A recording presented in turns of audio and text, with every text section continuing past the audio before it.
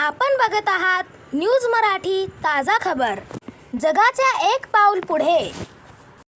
26 जानेवारी 2026 हा 77वा प्रजासत्ताक दिन आपल्या संपूर्ण भारत देशामध्ये मोठ्या थाटामाटात आणि उत्साहात साजरा करण्यात आला।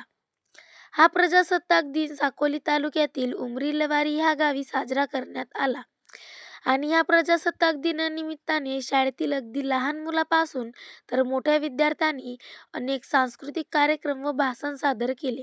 परंतु स्टेजवरती जाऊन भाषण देणे प्रत्येक व्यक्तीला जमत नाही। त्यासाठी स्टेजवर बोलण्याची हिंमत, डेअरिंग आणि बोलण्याची कला प्रत्येक व्यक्तीला जमत नाही। परंतु उमरी येथील एका छोट्याशा मुलीने संपूर्ण लोकांना आपल्या भाषणाने मंत्रमुग्ध करून टाकले आणि आश्चर्यचकित केले। या छोट्याशा मुलीचे नाव रिया गणेश नागपुरे असे असून ती जिल्हा परिषद वरिष्ठ प्राथमिक शाळा उमरी येथील 2ऱ्या वर्गातील विद्यार्थिनी आहे आणि तिने अगदी बिनधास्तपणे संपूर्ण प्रेक्षकांच्या समोर न घाबरता भाषण दिले। कितीतरी लोकांचा विश्वास जिल्हा परिषद शाळेवर बसत नाही आणि त्यामुळे त्या गावातील नागरिक आपली मुले जिल्हा परिषद शाळेमध्ये शिकवायला तयार होत नाही। परंतु जिल्हा परिषद शाळेतील शिक्षकांनी आजही जिल्हा परिषद शाळेमध्ये अगदी चांगल्या प्रकारे मुले घडवू शकतात आणि ते चांगले मार्गदर्शन करून त्यांना समोर चांगल्या प्रकारे शिकू शकतात, हे येथील शिक्षकांनी दाखवून दिलेले आहे। आणि यामुळे उमरी येथील नागरिकांनी या मुलीचे आणि शिक्षकांचे फार मोठ्या प्रमाणात कौतुक केले आहे आणि शिक्षकांचे स्वागत केलेले आहे। असे विद्यार्थी घडवायला क्वचितच शिक्षक पुढाकार घेतात, परंतु उमरी येथील शिक्षकांनी शिक्षणामध्ये तसेच खेळामध्ये सुद्धा मुलांना चांगल्या प्रकारे शिक्षण दिलेले आहे आणि त्यामुळेच उमरी येथील विद्यार्थ्यांना तालुका स्तरावर खेळामध्ये 2रा क्रमांक मिळालेला आहे। माझे पूर्ण नाव रिया गणेश नागपुरे आहे। मी इयत्ता 2री मध्ये शिकत आहे। आकाशातील तिरंगी झेंड्याला माझे मनापासून नमन। उत्सव 3 रंगांचा आभाळी आज सजला। उत्सव 3 रंगांचा आभाळी आज सजला। नतमस्तक मी त्या सर्वांची ज्यांनी भारत देश घडविला, ज्यांनी भारत देश घडविला।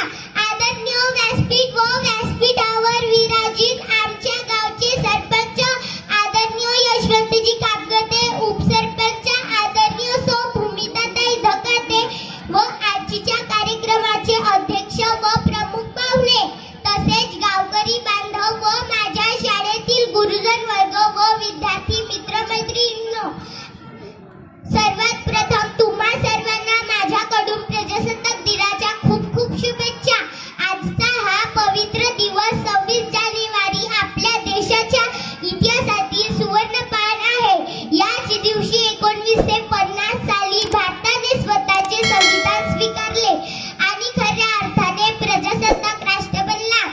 मित्रांनो, आपले संविधान म्हणजे केवळ कायद्याचा ग्रंथ नाही, तर तो आहे न्याय, समता, स्वातंत्र्य आणि बंधुतेचा आत्मा।